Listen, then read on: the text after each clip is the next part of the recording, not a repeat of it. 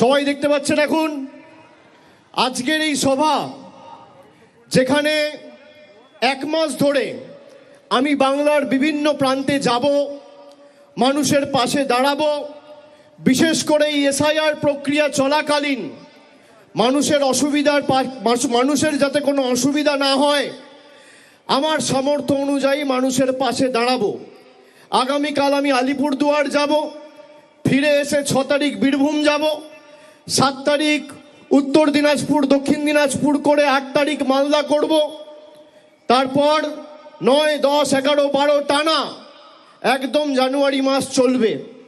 আপনারা মাঠে ময়দানে লড়াই করবেন, আমিও আপনাদের সহকর্মী সতীর্থ হিসেবে, মমতা বন্দ্যোপাধ্যায়ের সৈনিক হিসেবে মাঠে ময়দানে আপনাদের সাথে কাঁধে কাঁধ মিলিয়ে লড়াই করব।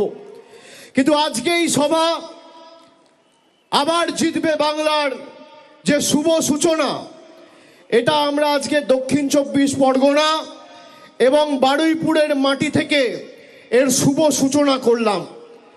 অনেকে আমাকে জিজ্ঞেস করেছিল, বিশেষ করে সাংবাদিক বন্ধুরা, যে দক্ষিণ 24 পরগনা তো তৃণমূল কংগ্রেসের শক্তিশালী ঘাঁটি, তাহলে দক্ষিণ 24 পরগনায় কেন এর শুভ সূচনা বা প্রথম মিটিংটা করতে হলো? কেউ বলতে পারবে যে কেন প্রথম মিটিং? যতই করো হামলা আবার জিতবে বাংলা, এই যে কর্মসূচি, এর প্রথম কর্মসূচি কেন বারুইপুরে হচ্ছে, কেন দক্ষিণ 24 পরগনায় হচ্ছে, কেন এই মাটিতে হচ্ছে?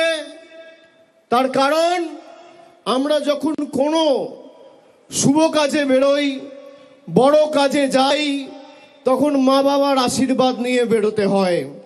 আমি বারে বারে বলেছি, কালীঘাটে আমার জন্ম হতে পারে, কিন্তু ঈশ্বরের কাছে প্রার্থনা করি মৃত্যু যেন এই জেলার মাটিতে হয়। কালীঘাট যদি আমার কর্মভূমি হয়, কালীঘাট যদি আমার জন্মভূমি হয়, দক্ষিণ 24 পরগনা আমার কর্মভূমি। তাই আপনাদের সকলের আশীর্বাদ নিয়ে, ভালোবাসা নিয়ে, শুভেচ্ছা নিয়ে, স্নেহকে পাথেয় করে, আশীর্বাদকে পাথেয় করে আজ থেকে এই লড়াই শুরু করলাম বাংলার মাটিতে। আপনাদের আশীর্বাদ রয়েছে, সাথে রয়েছেন। বাকি বাংলা আমি বুঝে নেব। দক্ষিণ 24 পরগনা আপনারা লড়বেন তো? মমতা বন্দ্যোপাধ্যায়কে 3 বার বাংলার মানুষ মুখ্যমন্ত্রী করেছে, এবং প্রতিবার যদি কোনো জেলা অগ্রণী ভূমিকা পালন করে, সেই জেলার নাম দক্ষিণ 24 পরগনা। সিপিএম এর যখন রমরমা বাজার, সিপিএম এর সূর্য যখন মধ্য গগনে, 2008 সালের পরিবর্তনের চাকা এই দক্ষিণ 24 পরগনা জেলা ঘুরিয়েছিল। তাই আজকে প্রথম সভা দক্ষিণ 24 পরগনা জেলায় বারুইপুরের মাটিতে। আমি ইতিমধ্যেই তৃণমূলের প্রত্যেকটা কর্মী সমর্থক এবং বাংলার মানুষকে কথা দিয়েছি যে তৃণমূল কংগ্রেসের আসন সংখ্যা এবং ভোট শতাংশ 2021-এর নিরিখে 26-এ বাড়বে। 2021-এ তৃণমূল জিতেছিল 214, এবার একটা হলেও আসন বাড়বে। আপনাদের কথা দিতে হবে, সেই একটা আসন যেন এই দক্ষিণ 24 পরগনা থেকে হয়। এবার ভাঙড় তৃণমূল কংগ্রেসকে জিততে হবে, 31-এ 31 দক্ষিণ 24 পরগনা করতে হবে।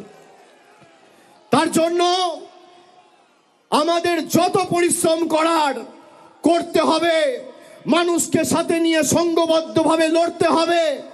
আপনারা যেখানে বলবেন অভিষেক বন্দ্যোপাধ্যায় যাবে, যে বুথে ঢুকতে বলবেন ঢুকবে, যে পাড়ায় সভা সমিতি করতে বলবেন করবে।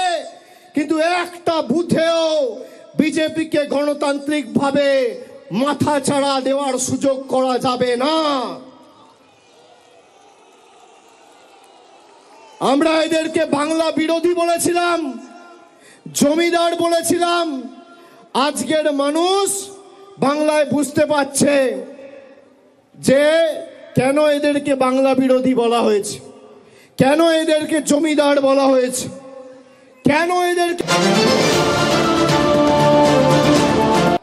শুধুমাত্র বাংলার প্রকল্প নয়, বাংলার রাস্তা, বাংলার বাড়ি, গরিব মানুষের 100 দিনের পারিশ্রমিক, 100 দিনের কাজের বরাদ্দই বন্ধ নয়, মানুষকে ভাতে মারতে চেয়েছে এই বিজেপির নরেন্দ্র মোদীর সরকার।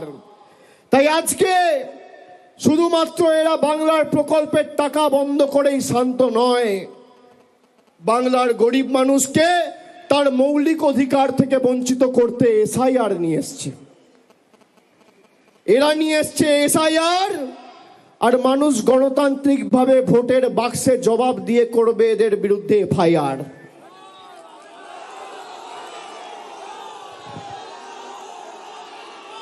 বিশুদ্ধ লোহা দেখেছেন? সেই লোহাতে যত আপনি মারবেন, যত আঘাত করবেন, লোহার উপর যত প্রহার করবেন, যত পোড়াবেন, যত তাতাবেন, সেই লোহা তত শক্তিশালী হয়। তৃণমূল কংগ্রেস দলটা বিশুদ্ধ লোহার মতো, যত আপনি অত্যাচার করবেন আর যত আপনি আঘাত করবেন, তৃণমূল কংগ্রেসের কর্মীদের মনোবল তত চাঙ্গা হবে আর দল তত শক্তিশালী হবে। আমি তো প্রায় 2 মাস আগে বলেছি যে এসআইআর করার পরেও আপনার যত শক্তি আছে আপনি প্রয়োগ করুন, তৃণমূল কংগ্রেসের আসন সংখ্যা বাড়বে। বলেছি কিনা? বিজেপির নেতাদের ক্ষমতা থাকলে চ্যালেঞ্জ অ্যাকসেপ্ট করুক, কেউ মানা করেনি। তাহলে বিজেপির নেতা কর্মীরা এত ভয় পাচ্ছে কেন? এত ভয় কিসের? 2 দিন আগে দেশের স্বরাষ্ট্রমন্ত্রী এসে এখানে বলেছে আমরা সোনার বাংলা করব।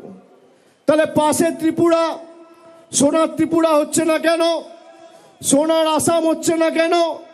সোনার বিহার হচ্ছে না কেন? মধ্যপ্রদেশে জল খেতে গিয়ে 11 জনের মৃত্যু। একটা মানুষকে বেঁচে থাকতে তার পানীয় জল প্রয়োজন, সেই পানীয় জল যে বিজেপির ডবল ইঞ্জিন সরকার দিতে পারে না, সেই বিজেপির গণতন্ত্র আর মানুষের অধিকার নিয়ে কথা বলার কোনো মৌলিক অধিকার নেই। যে বিজেপি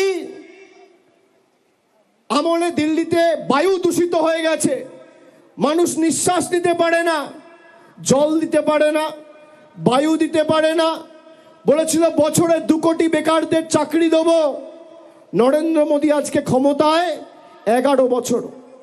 11 বছরে তাহলে কত চাকরি দেওয়া উচিত? 1 বছরে যদি 2 কোটি চাকরি দেওয়ার কথা এরা বলে থাকে, তাহলে 11 বছরে কত চাকরি হয়? 22 কোটি। কত চাকরি হয়? এদিকে যারা আছেন 1 বছরে 2 কোটি চাকরি দেবো বলেছিল, 11 বছরে কত চাকরি হয়? 22 কোটি।